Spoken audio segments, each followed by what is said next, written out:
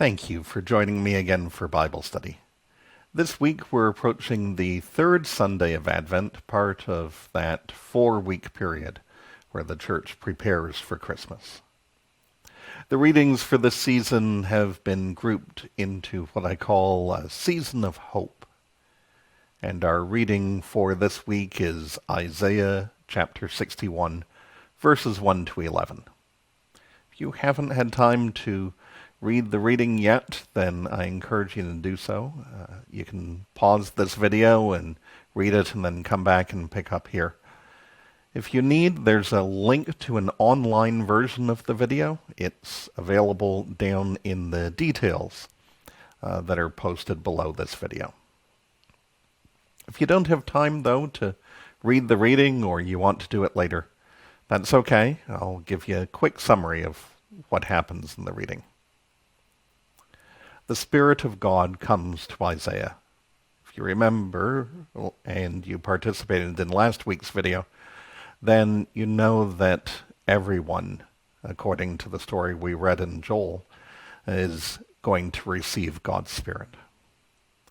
So the Spirit of God comes to Isaiah, and then Isaiah is given some work to do. There will be blessings that people didn't expect, because Israel has had a rough time, and yet other nations will begin to look towards Israel as an example of God's blessing.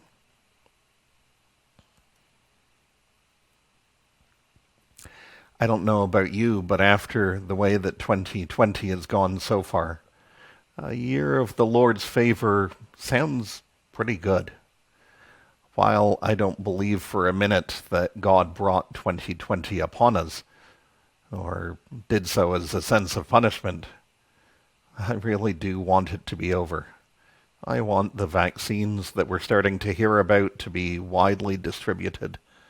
I want people to be healthy, and for all of the fighting and division that is in the world to cease.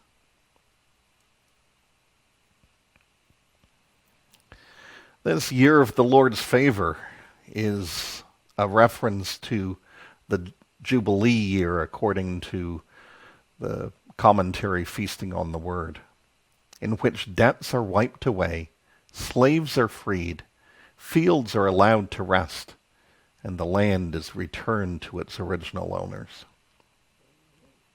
Wouldn't that be nice if our debts were wiped away? Please, someone pay off our credit card debt and our mortgages.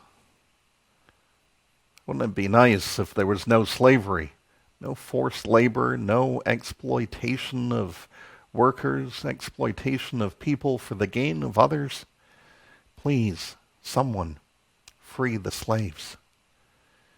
Wouldn't it be nice to see fields being able to lie fallow, and yet everyone still have enough food to eat, rather than farmers having to work so hard to increase their yield just so that they can get by?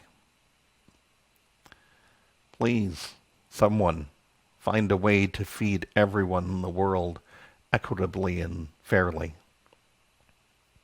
And wouldn't it be nice if the land was all returned to the original owners?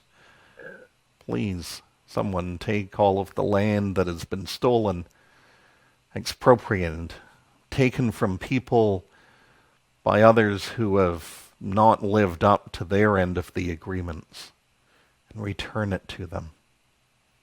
All of those things would be great. They do lead us to our first question, though. Who are the original owners of the land we live on? And what would be the cost if we were to return it to them? Over recent years, we've become more vocal about the need to acknowledge the ancient care for the land that indigenous peoples had for this area that we live on. In our way of thinking, we might consider them to be the original owners. Could we, would we return the land to them? And what would the cost be to do that? I encourage you to take a moment, pause this video, and reflect on what it would be like to return this land to the original owners. Reflect on the cost that it would be to return it to them.